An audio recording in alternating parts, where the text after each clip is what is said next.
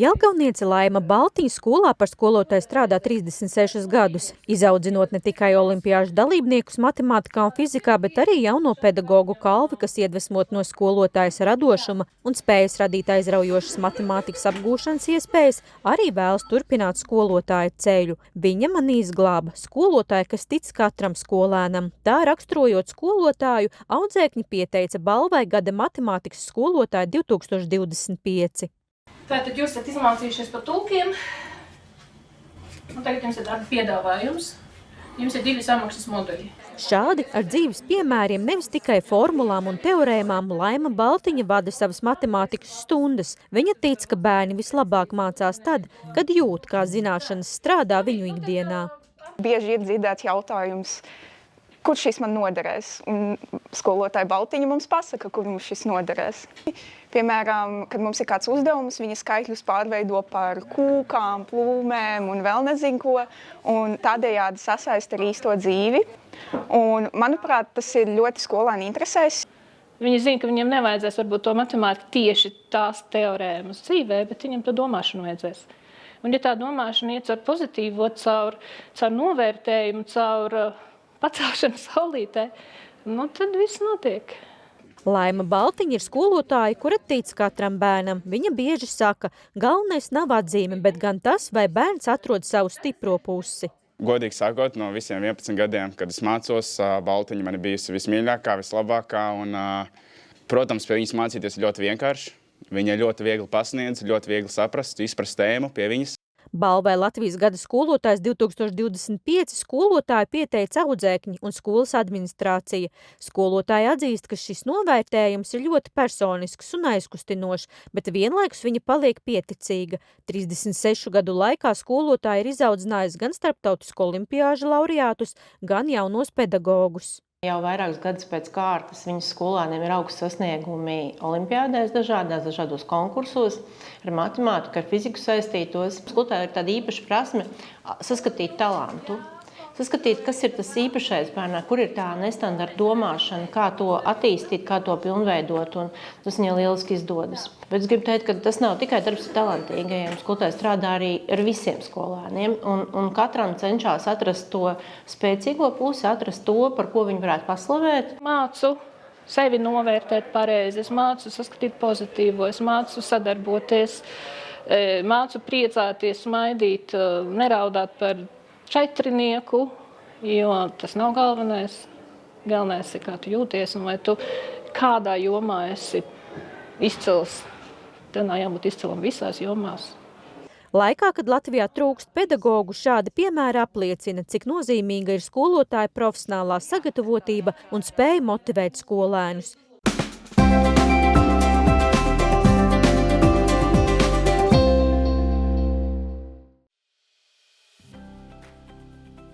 Daudzās Eiropas valstīs, tā skaitā Latvijā, arvien aktuālāks kļūst jautājums par sabiedrības gatavību krīzēm. Latvijā šo darbu aktīvi veic Latvijas Drošības un aizsardzības industrija federācija, organizējot seminārus. Šogad pirmais seminārs notika Rēzeknē, pēc tam Ventspilī. Drīzumā seminārs plānots arī Jelgavā.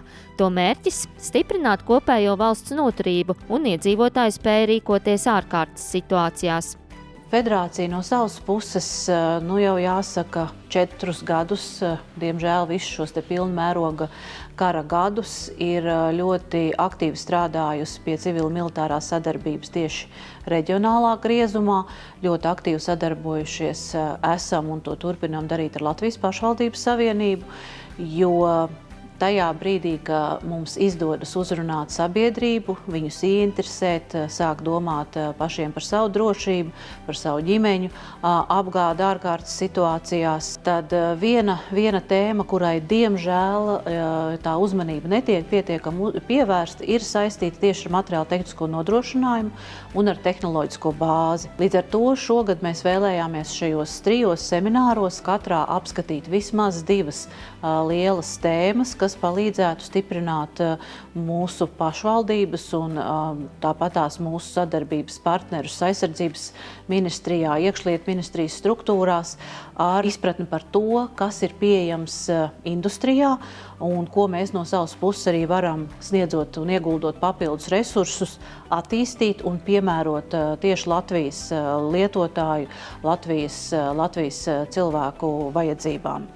Šo pasākumu mērķis ir organizēt reģionālas tematisku aizsardzības un drošības instrukcijas un partneru diskusiju ciklu ar aktuāliem jautājumiem, izaicinājumiem un aizsardzības spēju attīstību ar vietējās industrijas iesaisti. Pasākumu īstenošana veicinās Latvijas aizsardzības industrijas un inovāciju attīstības politikas īstenošanu, kā arī virsmērķu sasniegšanu ilgtermiņā par reaģētspēju un noturīgu Latvijas drošības un aizsardzības industriju. Kā pirmo mēs sākām sadaļu Rēzeknē, iesaistot dažādas ietekmes puses, kas strādā kritiskās infrastruktūras attīstības jomā. Šeit ir gan aizsardzības ministrijas infrastruktūras attīstība, gan arī pilsētās kritisko pakalpojumu sniedzēju attīstāmā infrastruktūra. Un otra lielā tēma bija saistīta ar loģistiku un ar transporta pakalpojumiem, kas arī pie katras kustības ir ļoti, ļoti svarīgi. Ventspils seminārā tika aplūkotas dažādas tēmas, kā kosmosa un kibertelpas militarizācija, ģeopolitiskās sacensības un kara darbības jaunās robežas, kā arī kosmosa spēju nozīme aizsardzībā un industrijas iesaist šo spēju attīstībā, kas sabiedrībai nodrošina labāku izpratni par mūsdienu drošības riskiem un to, kā tehnoloģijas tiek izmantotas valsts aizsardzībai. Pamatā mēs izmantojam mobīlos sakars vai arī optiskiem kabeļiem, kas atnāk internets, bet aizvien lielāku nozīmi īpaši lauka apvidos ieņem arī zemajā kosmosa orbītā izvietotie satelīti. Restīvi tajās vietās, kur nav internets citādāk pieejams, tur to var palīdzēt satelīti pakalpojumu izdarīt. Un tāpat arī GPS un citas globālās navigācijas sistēmas. Nav GPS, mēs nezinām, mēs nevaram iedarbināt ne Google Maps, ne Waze, protams, iedarbināt varam, bet mēs nezinām, uz kurien doties. Un tās ir tās tehnoloģijas, kas ikdienā mums palīdz. Un vajag izmantot, un mūsu pieredze Latvijā ir stipra tieši komponentu, dažādu komponenšu ražošana, gan no elektronikas ziņa vai arī kaut ko IT ziņa, ja? Un visu to ir jākombinē, lai stiprinātu mūsu aizsardzību, lai būtu kopā ar mūsu sabiedrotājiem un izstrādātu lielākus projektus. Latvijas drošības un aizsardzības industrija federācijas semināri notiek klātienē, kur atbilstoši tematikai nozars un industrijas eksperti dalās ar savu redzējumu. Otrā semināra daļa paredzēta atvēlētajām darba grupām. Nākošais šāds seminārs norisināsies 11. decembrī Jelgavā.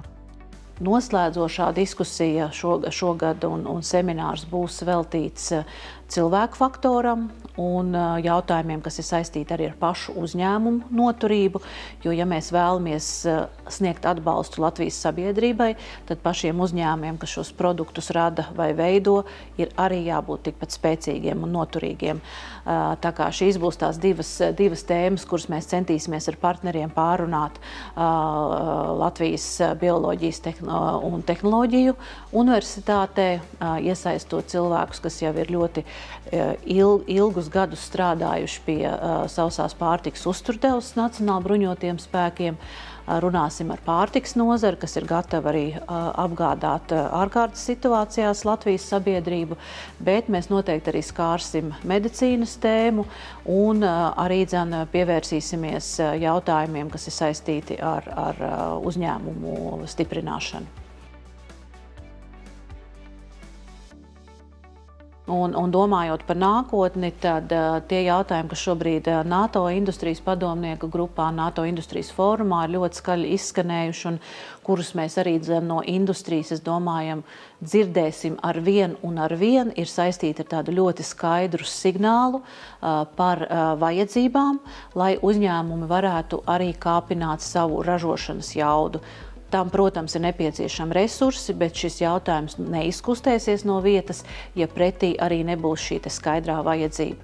Jo neviens uzņēmums neies ar ļoti augstu teiksim, šo te risku investēt jomā, kur tās zināšanas mums vienmēr būs mazāk kā mūsu sadarbības partnerim, tātad armijai vai kādam drošības dienestam vai glābšanas dienestam.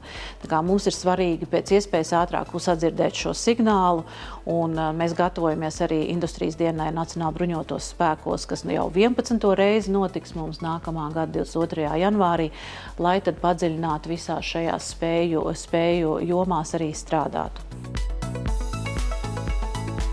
Mēs sarunājamies, mēs diskutējam par to, kā padarīt to vidi un pasauli ap mums labāku. Kā labāk strādāt kopā, kādos virzienos to darīt un caur to veidot pirmkārt to kopējo labumu, no kur tad visi arī kaut kādu daļiņu dabū priekš sevis, protams, gala rezultātā. Tas mans tāds redzējums. Jo labāk mums visiem kopā, jo labāk katram atsevišķi. Otrā tas īsti nestrādā. Jāatzīmē, ka organizācija cieši sadarbojas ar Aizsardzības ministriju. Semināros tiek izmantot ministrijas izstrādātie materiāli, civilās aizsardzības bukleti, rīcības plāni un informatīvie resursi.